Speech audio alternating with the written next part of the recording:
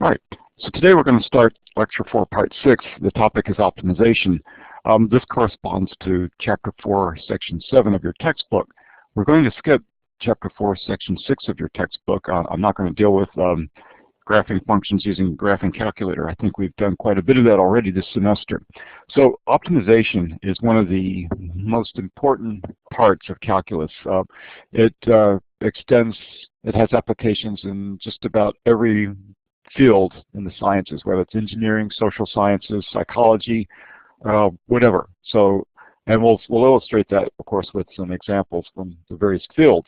So, with applications of differentiation, we have,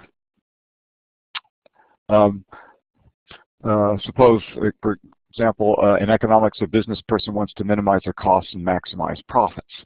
So the key words in this bullet are minimize and maximize. And so when you hear those two words, what should come to mind would be local minimums and local maximums of a graph of some function. So that should clue you into what this section is going to be all about. We're going to take some process and we're going to model it in the form of some function, and then the solution to the problem would be to find the minimum and maximum quantities or entities of some process which we model. So for instance, a traveler wants to minimize transportation time, or Fermat's principle in optics states that light follows the path that takes the least time. Interesting. All right, so we'll see some examples. And so in the text again, it's 4.7 optimization problems. So maximizing areas, volumes, and profits, or minimizing distance, times, and costs are examples of optimization problems. In solving such problems, the greatest challenge is to convert the word problem into a mathematical optimization problem by extracting out of the words the function to be maximized or minimized. So in a sense, this is very similar to what we encountered in Chapter 3 in the related rates problems. We'll read the problem, formulate a model of the problem, or draw a picture of the problem, and then relate quantities in terms of other quantities, and then we'll get essentially a derivative of a function, and we'll find the critical numbers of the derivative, and then assess whether those critical numbers constitute minima or maxima. All right. Okay. So steps in solving optimization problems. The book classifies 6 steps. So what is the unknown? What are the given quantities? What are the given conditions? Draw a diagram just like we did in Chapter 3. Use notation. So the quantity to be maximized or minimized, you can call it whatever you want. This book calls it capital Q. Introduce notation. Relate the quantity to be maximized or minimized in terms of the notation that's symbolic of the problem you're solving. Express Q in terms of the other variables. Of course, you may have multiple variables, and you'll have to do variable reduction so that you get one equation and one unknown. Okay, and then once we do that, we use the methods of this chapter to find the absolute maximum or minimum of a function. All right, so this is, of course, all of this is fine. The deal is we need to get experience in doing this, so the way we're going to garner experience in solving optimization problems is just to do a lot of examples. So for instance, a farmer has 2,400 feet of fencing and wants to fence off a rectangular field that borders a straight river. He needs no fence along the river, so what are the dimensions of the field that have the largest area? So this is straight out of your algebra book, I do believe. So in this case, you want to draw an illustration, and so explore some possibilities. So here we can take a guessing approach to the optimization. You can, here in the frame in the upper right-hand corner, you can say, okay, here's 2,400 feet of fencing consumed to enclose an enclosure that borders a river. But the enclosed area you can see is 220,000 square feet. Whereas in the second figure, if you configure your enclosure like this skinny rectangle that fronts the river at only 400 feet, you get a better gain in enclosed area, which is 400,000 square feet. But still better would be if you had an enclosure shown in the third frame of 700 by 1,000 feet. And so the area here is 700,000 square feet. So you would obviously want to choose for your 2,400 feet an enclosure It's shown in the third frame. So how do we get those numbers? And that's what optimization is all about. So let's see if we have a solution here. So here's how we'll deal with it. So go ahead and specify your area of your enclosure, the area to be maximized, and then parameterize the sides of the rectangle that you have fencing material for. So in this case, you'll have two sides of length x and then another side of length y. So x is the depth and y is the width of the enclosure. And so of course A is equal to x times y. And we'll also know that, okay, so that's one equation with two variables, x and y, and we need to solve for x and y. Can you deduce what the second equation is? Well, I think it'll be rather obvious. Use the perimeter. Since we know that 2x plus y, as shown in the illustration, is the amount of fencing material it has in feet. And that was what, 2,400 feet. So then you know the implication is that y is equal to 2,400 minus 2x. 2,400 minus 2x. And then you'll just take this equation for y and you'll plug it in there, and so now you'll have your area function in terms of one variable. And that's the area function that you'll find the largest value of x for, or the optimal value of x.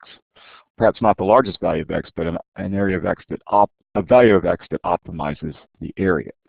Okay, so I believe they'll probably do that on the next slide. You would anticipate that. Yeah, so they eliminate y, as they say, which is what we just did. So eliminating y, then plugging in your equation for y into the expression for the area. So your area function in terms of x now is this quadratic formula. And since obviously we can tell that this is a quadratic, if you look at the leading coefficient, okay, let's see, at x equals 0, the y is 0, okay. Whatever it is, it's going to be a parabola pointing down. And we know that a parabola pointing down denotes a maximal point because -2 is the leading coefficient of x squared. Now, also, x is restricted. X has to be greater than 0 or less than 1,200.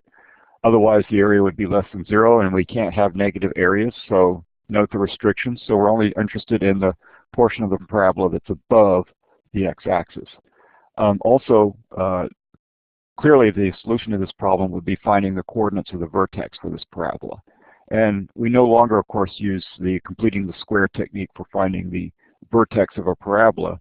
We simply differentiate the equation of the parabola and find the critical numbers, find the critical number of the parabola, and that would be the abscissa of the vertex of the parabola. All right, so the old algebraics technique is no longer, although it is correct, it's not the most efficient way of calculating vertexes. We use calculus now to calculate vertices of parabolas because it's fast and efficient. Okay. So here's our area function with the restriction x between 0 and 1,200. So now all we do is calculate the derivative right here to get the critical number. And so the derivative, of course, is 2,400 minus 4x. Set it equal to 0, and we get x equals 600. So that would be the abscissa of the vertex of the parabola. And then, so knowing that now we need y, so we just take this value of 600 and plug it into the function, okay? Plug it in here, and we'll get the solution for y, of course. So that will be shown on one of the slides. So A at 600 turns out is to be 720,000. So, and of course A at 0 is 0 and A at 1,200 is 0. So using the closed interval method, okay, or just basically plugging in your value of x, the abscissa of the vertex, the area at 600 is 720,000 square feet. So that would be your optimal enclosure. All right, so that's pretty cool. Okay, so what else? Assuming this tool will let me scroll. Okay.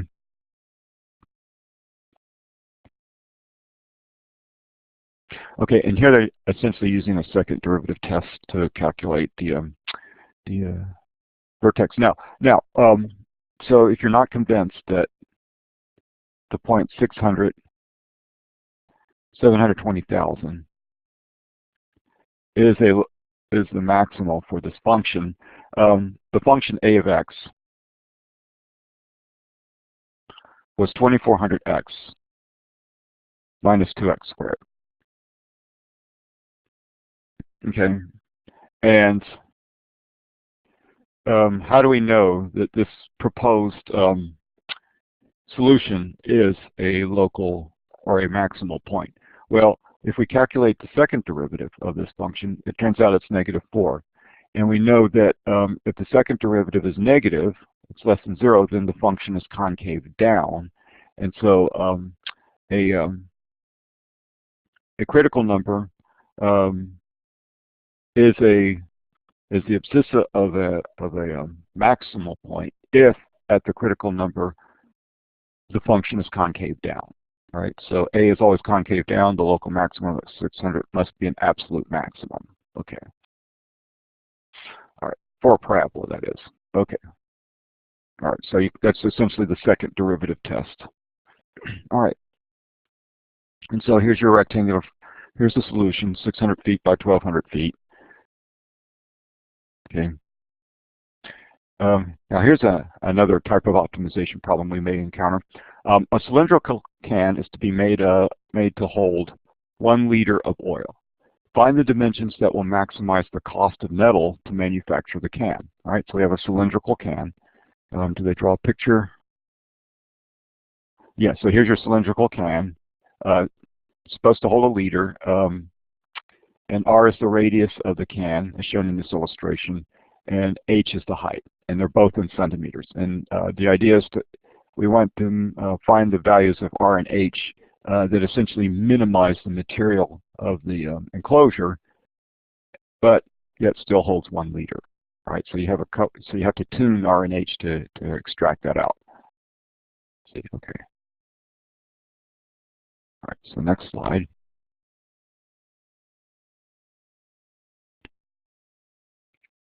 All right, so to minimize the cost of metal, minimize the total surface area of the cylinder. All right, so minimize the total surface area because the material that goes into making the surface area.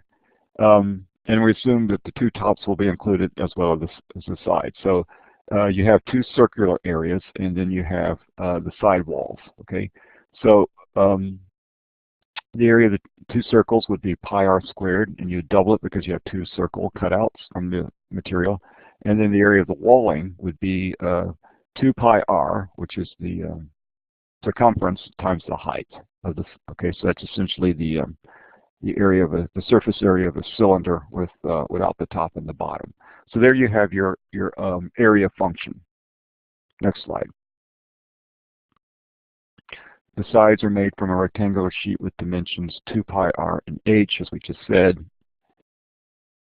So the surface area would be the area of the circle cutouts plus the area of the sides. So you have areas equal to 2 pi r squared plus 2 pi r h. Okay, so now we need to replace one of those variables in terms of the other. All right, so the guide chooses to eliminate h, use the fact that the volume given us 1 liter, which 1 liter translates into 1,000 cubic centimeters.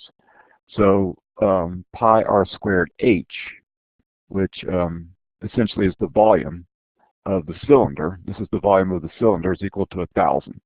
And so solving for h in terms of r, h is 1,000 divided by pi r squared. Okay, so this is equal to the volume of the cylinder.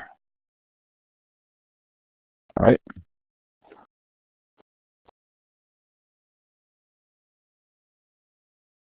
Why does it keep doing that? I thought I hit this. For some reason, I click on an icon and the wrong one shows up. Whatever, okay.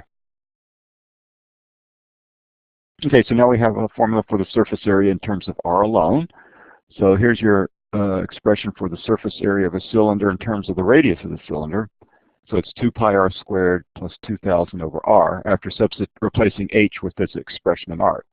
So a of r is this, and of course r has to be greater than 0. So now all we need next is to calculate the critical number for r in this expression, and then assess whether it's a minimal or maximal r for the problem. Okay, so the derivative of a with respect to r, the surface area, this is surface area, not the area, of course, would be 4 pi r minus 2,000 over r squared. So if you need to see the function, see if I can copy it.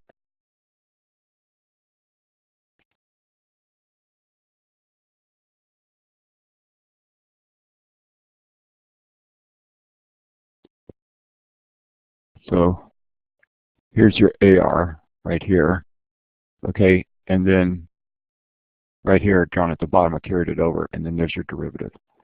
So, so when we simplify the area function, in other words, we do the subtraction, we get this result, this rational function, and the derivative of the surface area function is equal to 0 when pi r cubed is equal to 500. So the only critical number, of course, is the cubic root of 500 over pi. All right, cubic root of 500 over pi. So that we would think would be the radius that minimizes the surface area of the cylinder.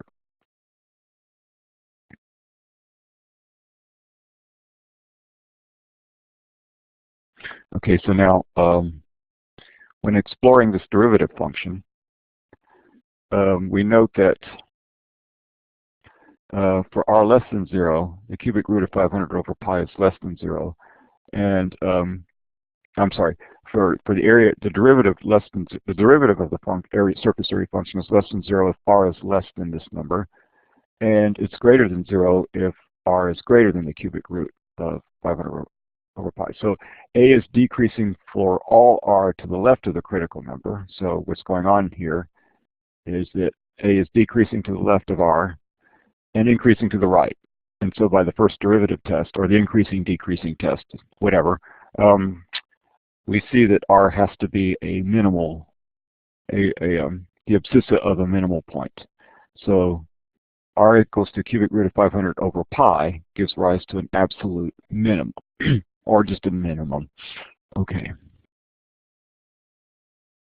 All right, and then we can solve for h, of course. Here's another argument they're making. So it's r approaches 0 from the right, and r approaches infinity. Oh, so they went ahead and actually graphed the surface area function as a function of radius, and then you see this kind of parabolic-looking shape, although this is not a parabola. And then they estimated the vertex of this parabolic-looking graph, and that's how they came to the cubic root of 500 over pi. So that's not a very efficient way, because you have to read a graph, and that can be somewhat imprecise. All right, so the value of h. Let's see here. So we have r is equal to the cubic root of 500 over pi, and then so when we plug that in, what was h? So how do they get this? So I guess we need to go back and figure out where this came from, right? It's easy to lose track when you go through these slides. Okay, so here's your formula for h.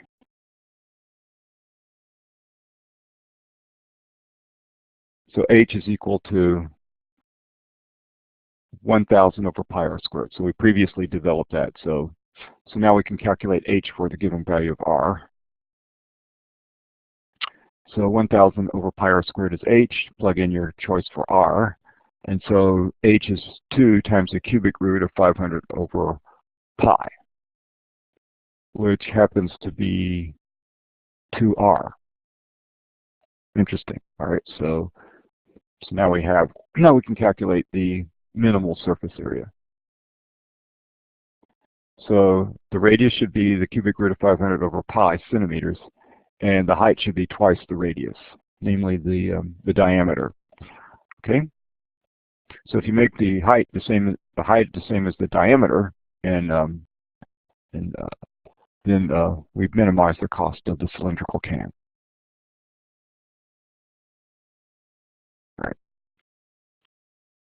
All right, so here's a restatement of the first derivative test, okay, and which we just did in the problem. We could use implicit differentiation.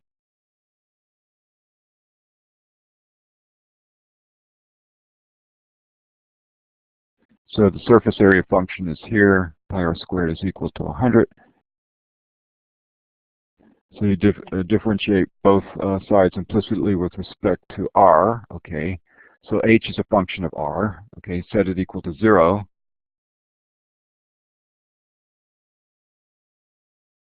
All right, and then so we set the implicit derivative equal to 0. So we have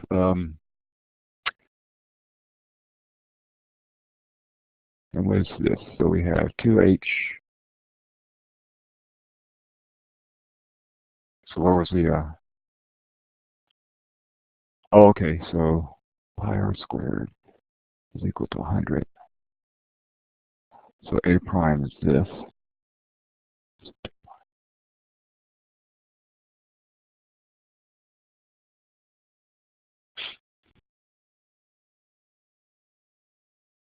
Okay, so I'm trying to see where they got these equations from. I skipped too many steps here. Okay, so let's see. So differentiating this with respect to r, we'll get 4 pi r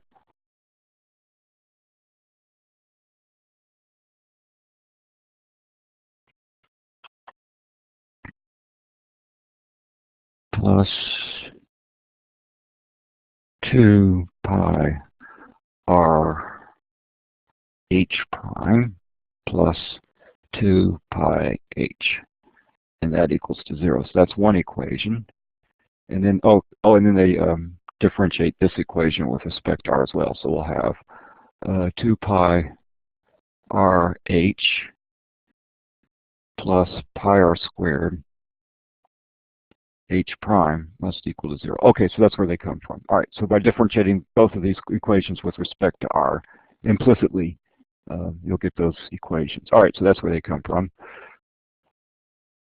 Okay, so when we set a prime equal to 0, yeah. And it looks like they eliminated the pi term that showed up. All right, so 2r minus h. Okay, and then, all right, so what happened was, in this particular problem, when we differentiate it with respect to the previous two equations, we came up with these, simplified. And then they do a subtraction, so when you subtract these two equations, you'll have 2r minus h, and then the rh primes go away, and so that equals to 0, and so h is equal to 2r. Okay, and so it just remains to solve for r then. Okay. So you can backfeed this 2r into the differential equation and solve for r that way. Okay. All right, so that might be an even easier way. All right, so find the point on the parabola y squared equals 2x that's closest to the point 1, 4.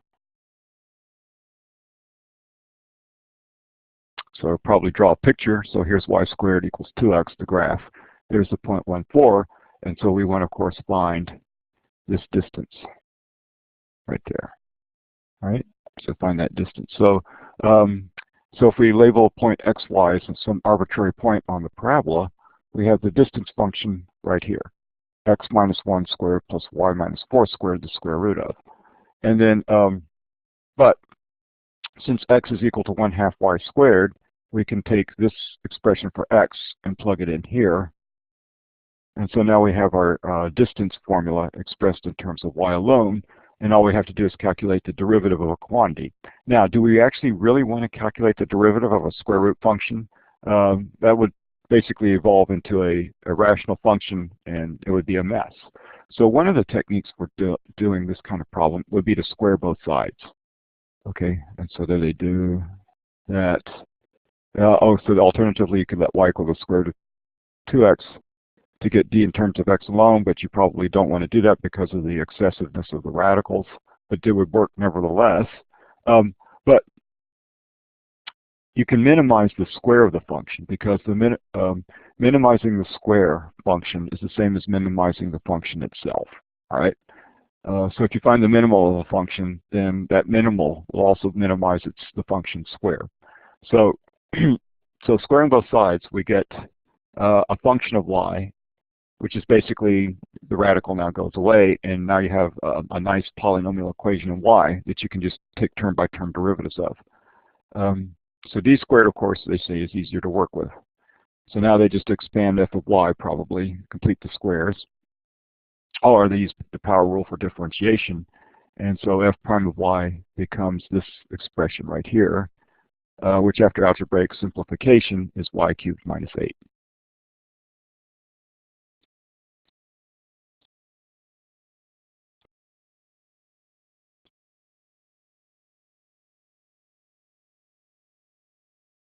Okay, so convince yourself that this is the derivative. They use the power rule. Remember the power rule?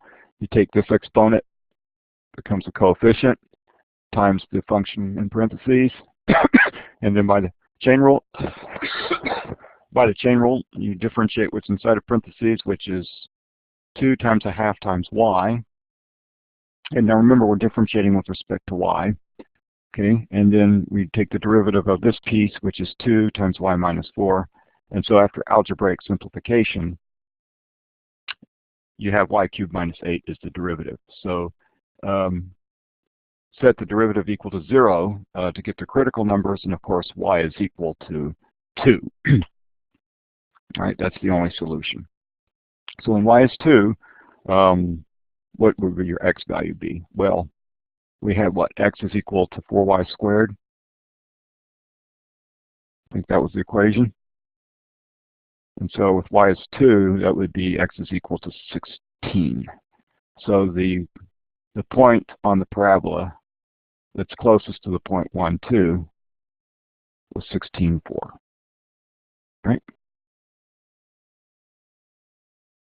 Okay.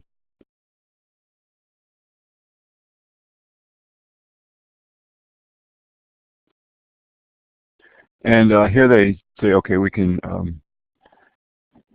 they show you that the derivative is less than 0 and y is less than 2, of course, and it's greater than 0 and y is greater than 2. So by the first derivative test for absolute extreme values, the absolute minimum occurs when y equals 2, and so forth. Okay. So that's the closest point, but not a farthest point. Okay, this guy gets funny sometimes. Okay. So, oh, I'm sorry. So if we put, oh wait, x is equal to 1/2 y squared. I'm sorry, x is equal to 1/2 y squared. So y squared is equal to 2x. That's the parabola, and we've discovered that y was equal to 2, and so that makes x equal to 2. Okay, so this point 2, 2 is the point on the parabola closest to the point 1, 4. All right. Okay, that's shown in the illustration. So now we have x and y.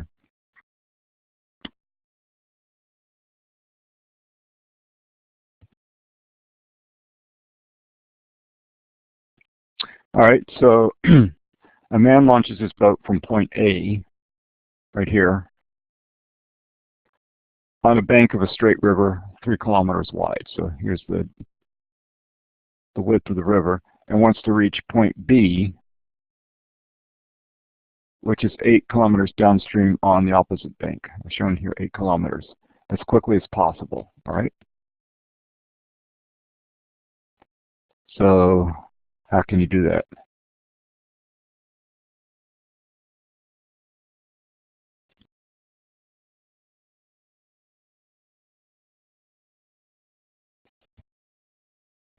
So he could proceed in any of 3 ways. He could row his boat directly across the river to point C and then run to B.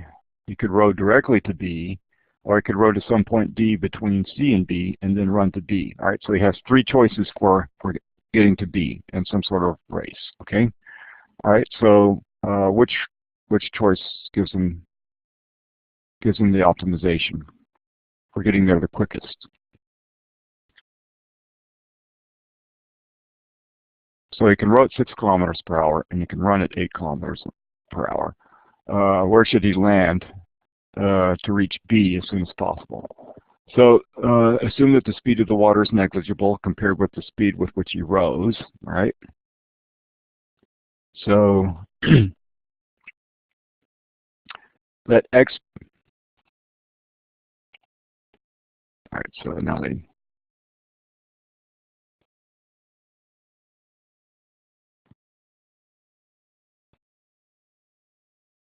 so in our illustration, let X be the distance from C to D, okay? Then the running distance would be, okay, so this running distance right here would be the distance of line segment DB, which would be 8 minus X. So this distance is X. No, from C to D, I beg your pardon, C to D. Sorry. So this distance is X right here.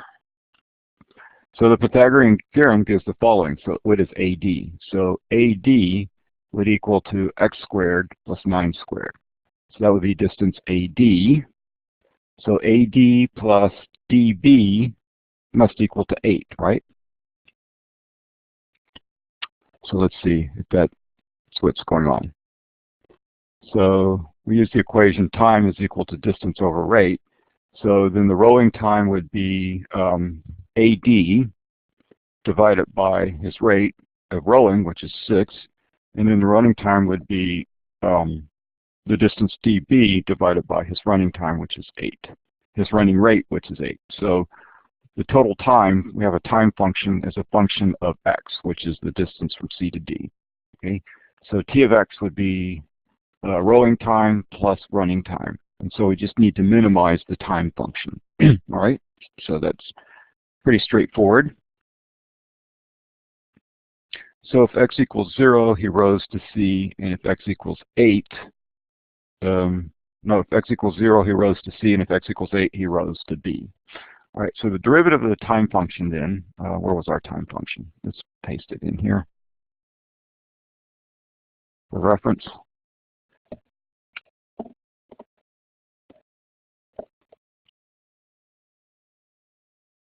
Okay, so here's our time function.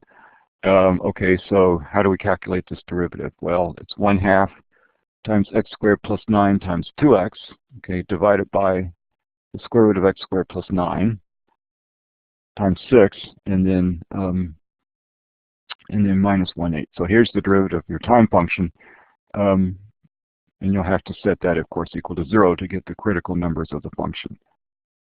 So t prime x is equal to 0 if and only if x over 6 times the square root of x squared plus 9 is equal to 1/8. And of course, x has to be greater than 0. We're dealing with physical distances. So what do they do here? They cross multiply, right? So 8x is equal to 6 times the square root of x squared plus 9. They divide both sides by 2 to get this result. Then they square both sides. So 16x squared is equal to 9 times x squared plus 9. And then what? Then they subtract 9x squared from both sides, so 7x squared is equal to 81. And then solve for x and reject the negative solution. So x is equal to 9 over the square root of 7 kilometers. So that's the only critical number, 9 over the square root of 7. All right, so is that the solution to this problem? It's a critical number, but is it the solution that minimizes the time? So to see whether the minimum time occurs at the critical number or at an endpoint of the domain, and we evaluate t at all 3 points. Okay, so t of 0, plug that into your time function, is 1.5 hours. T at 9 over the square root of 7, plug that into your time function, that's 1.33 hours. So just for reference, what is the time function?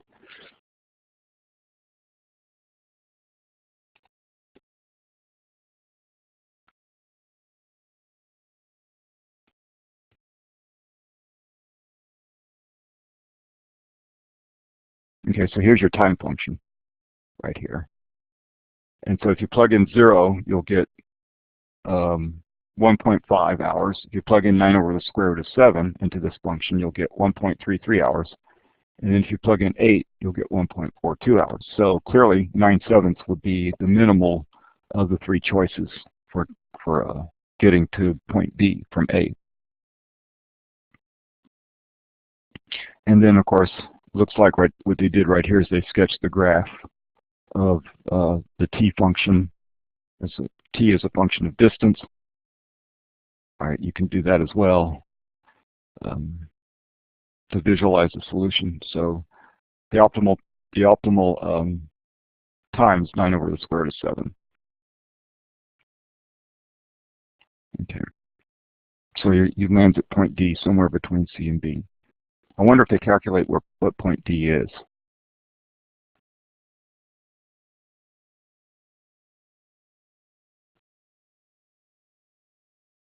So according to this, the man should land the boat at a point 3.4 kilometers downstream from his starting point. Okay, all right.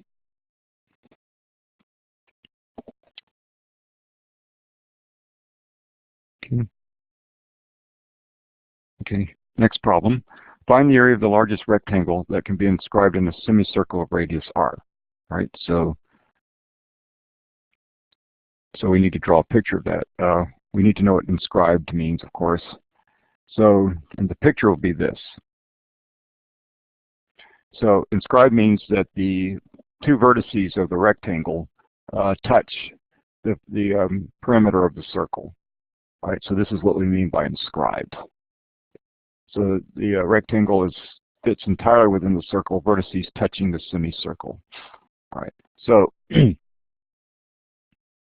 so x squared plus y squared equals r squared is the equation of the circle. So the semicircle would be the upper half of this circle right here. The word inscribed means that the rectangle has two vertices on the semicircle and two vertices on the x-axis, as shown in this figure. All right, and so see how it's see how the diagram is structured. Let xy be one of the vertices of the rectangle, say in quadrant 1. Then and we have the radius of the semicircle shown here, and so the width of the rectangle is 2x by symmetry, and the height, let the height be y.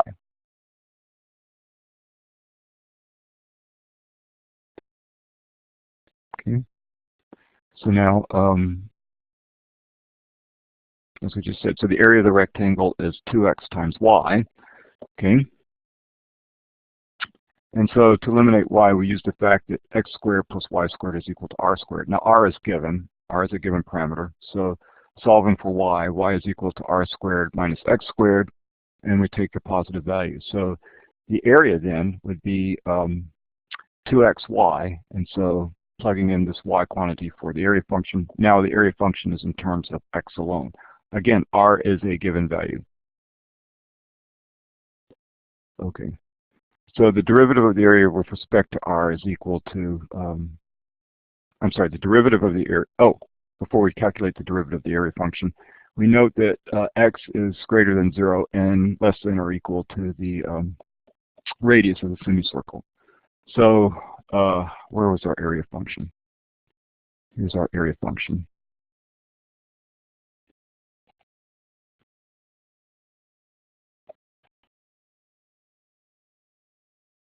So just for reference, our area function is this, and so to calculate the derivative of the area with respect to x, we have to use the product rule for differentiation. So it'll be 2 times the square root of r squared minus x squared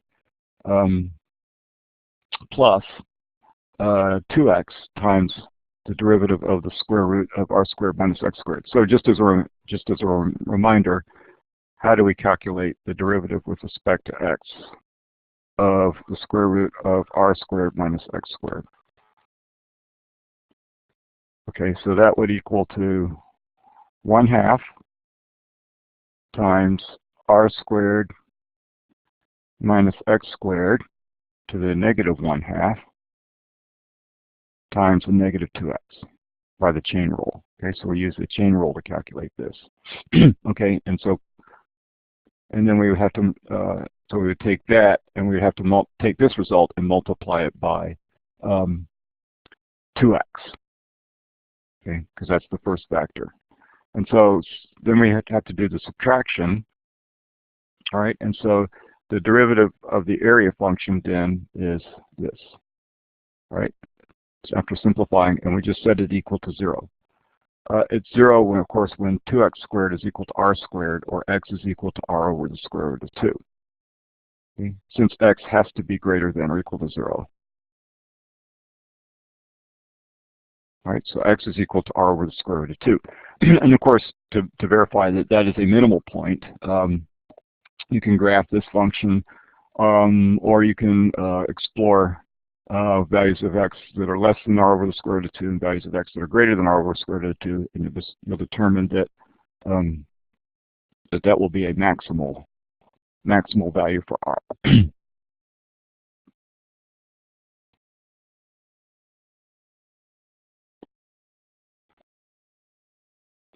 So psi of x gives the maximum value of a, since a is 0, 0, and a of r is 0. Okay.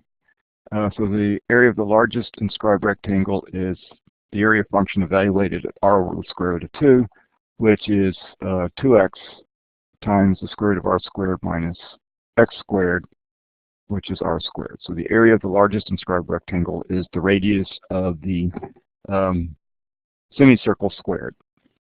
Okay.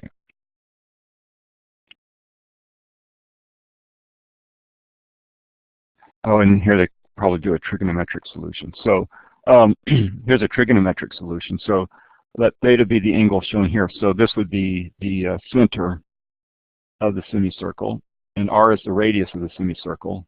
So x would be r cosine theta, y would be r sine theta. And so the area of the rectangle in terms of theta would be 2r cosine theta times r sine theta, which would be r squared times sine of 2 theta, since we know that this, by a trigonometric identity, is sine of 2 theta. Okay, so you can use a trigonometric approach.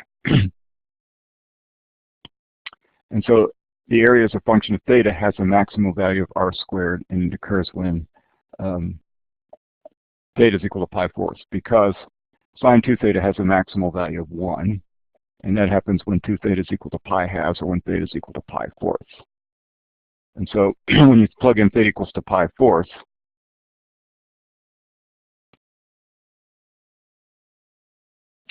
okay, we have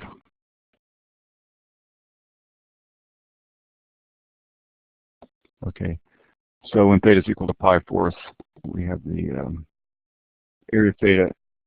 So the area is maximized when theta is equal to pi fourths, and so that would make the area equal to r squared when you plug in pi fourths into the area function.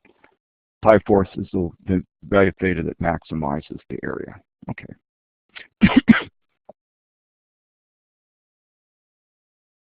Yeah.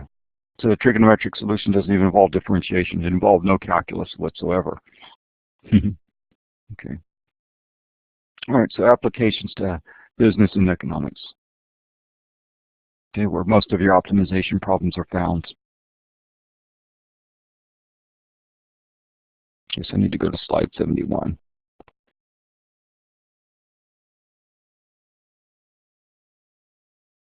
'72. So we have the marginal cost function. So recall that if C of x is the cost function, it's the cost of producing x units of a certain product, then the marginal cost is the rate of change of C with respect to x. So in other words, the marginal cost function is the derivative of the cost function. All right, so slide 73. So consider a marketing problem. Let P of x be the price per unit that the company can charge if it sells x units. Then P is called the demand function or the price function, and we would expect it to be a decreasing function of x. So you sell more x, the price should conceivably go down. Okay. Then we have what's called the revenue function. So if x units are sold and the price per unit is P of x, then the total revenue is number of units times the price per unit. That's called your revenue function. All right. So what do we do with this? So the derivative of the revenue function is called the marginal revenue function. It's the rate of change of revenue with respect to the number of units sold. Right? So that can let you know if you're going to have a job or not, if your job is based on sales. Okay, so we have the marginal profit unit. So the profit unit is the revenues minus the cost. That's your profit function, and then you have your marginal profit function, which is the derivative of the profit function. Okay, so we have three functions: the demand, revenue, and profit functions. So minimizing costs and maximizing revenues. So next you're asked to use marginal cost, revenue.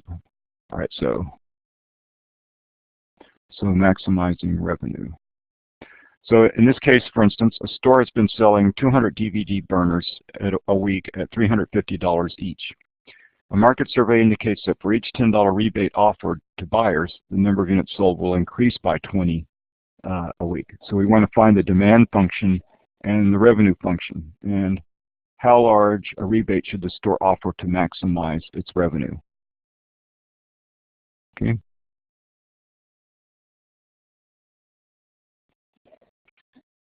All right, so let's write this down. So 200.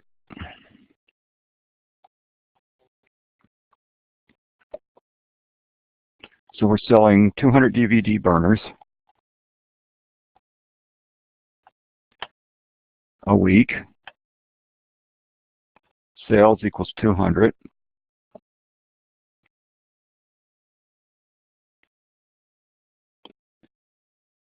And $350. So price equals $350. Cost equals $200. Okay. Our quantity equals 200. And so if we have a $10 rebate per item, then the sales will go up by 220 a week. Okay, so just a couple of notes here, so because they don't carry over the quantity. So 200 sold per week at a price of $350. Take $10 off the cost, and you'll sell an additional 20. Okay, all right. So find the demand function and the revenue function. All right. Okay. So the demand function.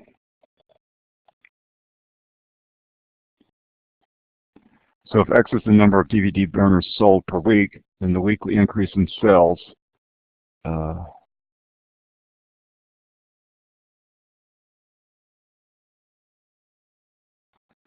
oh, I don't know about that. Let me check. Let's go back.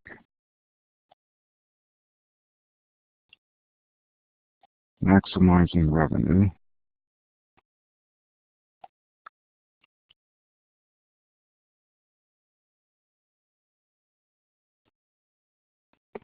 Okay, so the demand and revenue functions. If X is the number of DVD burners sold per week, then the weekly increase in sales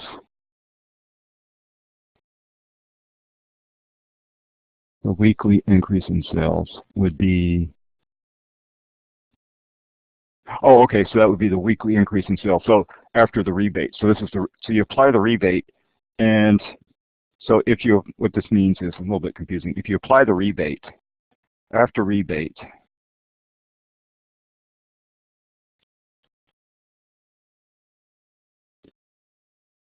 okay, after rebate, you're going to start selling X units per week, which is greater than 200. So this X minus 200 would be the incremental increase in sales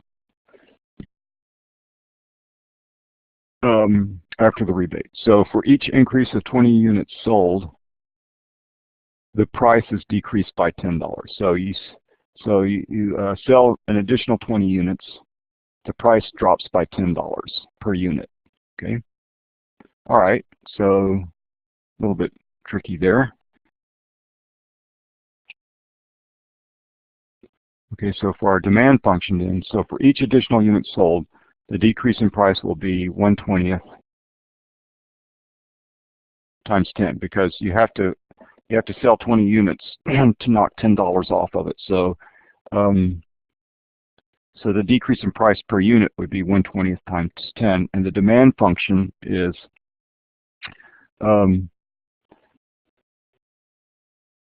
350. What is 350? 350 is the price. Okay, well, is this the price function? This would be the price function, right? I would, wait a minute. Why are they calling this demand? Let's check the definition of demand function again. Oh, the price function is the same as the demand function. Okay, so price and demand functions are the same. All right, I see now. Okay.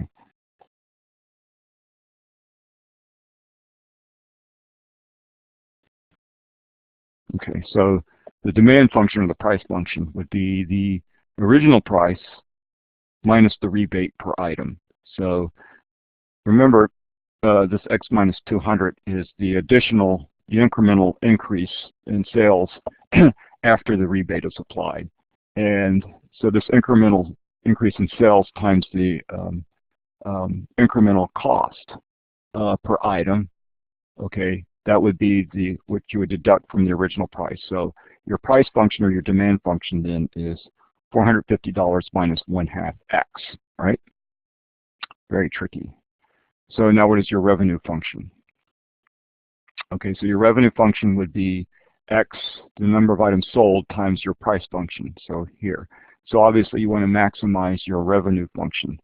So you would have to find the critical numbers. So R prime of X would be 450 minus X, and so R prime of X is equal to 0 and X is equals to 450. So this value of X gives an absolute maximum by the first derivative test, or observing that, yeah, it's just the vertex of a parabola pointing downward again. Okay, and so what does that give us?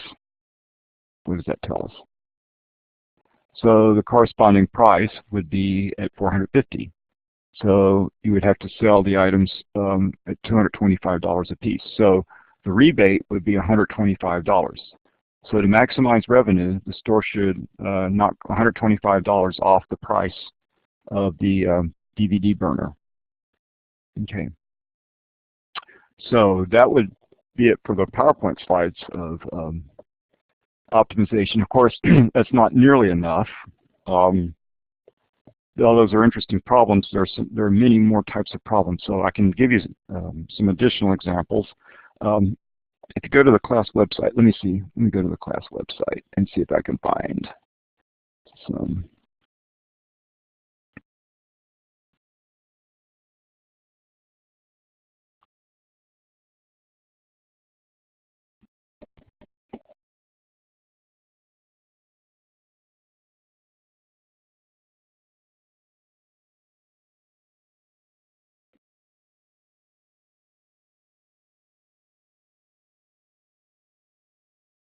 Okay, so if you look at homework 21 and the previous homework assignments, there's some more interesting and worthwhile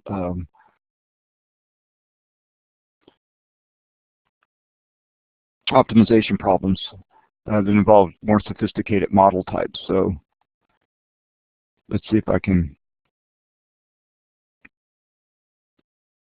do this desktop. Let's see.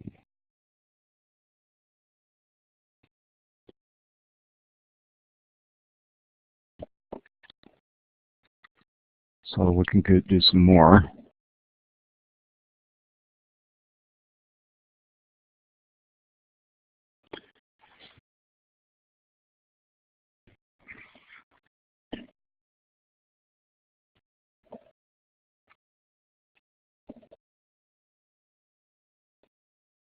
Bear with me while I open up some more.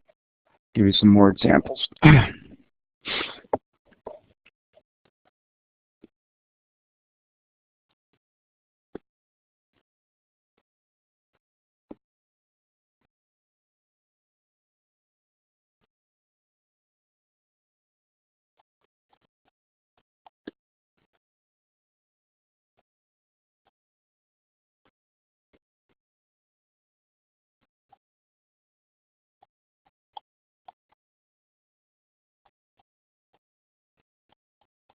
Okay, so I have 10 additional optimization problems worked out in the solutions provided on the class website, homework number 21.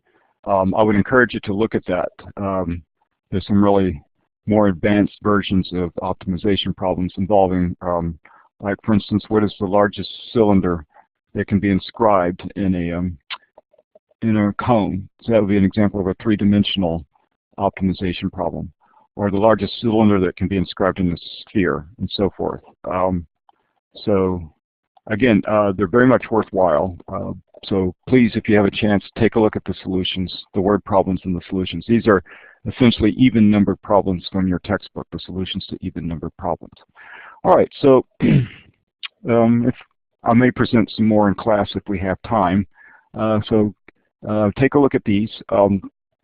Of course, there will be quite a few web-assigned questions for optimization, and have a go at them. So this will end lecture 4.7.